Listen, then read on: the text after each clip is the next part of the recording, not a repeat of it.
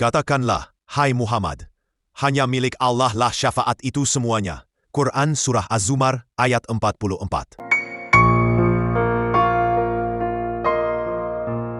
Dan berilah peringatan dengan apa yang telah diwahyukan itu kepada orang-orang yang takut akan dikumpulkan kepada Rob mereka pada hari kiamat.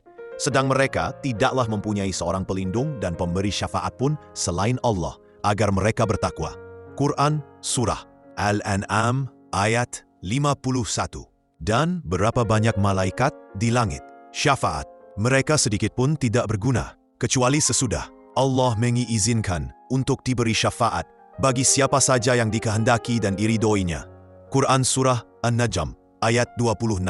Katakanlah, serulah mereka yang kamu anggap sebagai Tuhan selain Allah.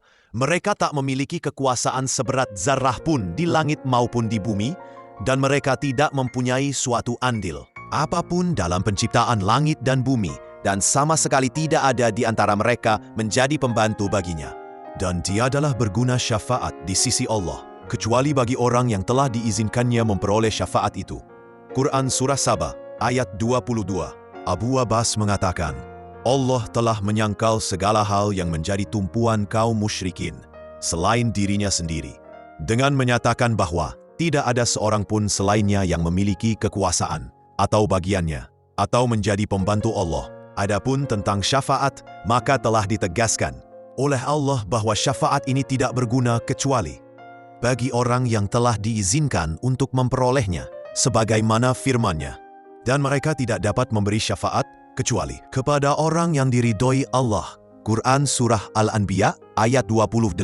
Syafaat yang diperkirakan oleh orang-orang musyrik itu tidak akan ada pada hari kiamat, sebagaimana yang telah dinyatakan oleh Al-Quran dan diberitakan oleh Nabi, bahwa beliau pada hari kiamat akan bersujud kepada Allah dan menghaturkan segala pepujian kepadanya. Beliau tidak langsung memberi syafaat lebih dahulu. Setelah itu baru dikatakan kepada beliau, angkatlah kepalamu, katakanlah niscaya ucapanmu pasti akan didengar, dan mintalah niscaya permintaanmu akan dikabulkan, dan berilah syafaat, niscaya syafaatmu akan diterima. Hadis riwayat Bukhari dan Muslim. Abu Hurairah bertanya kepada beliau, siapakah orang yang paling beruntung mendapatkan syafaatmu? Beliau menjawab, yaitu orang yang mengucapkan La ilaha illallah dengan ikhlas dari dalam hatinya.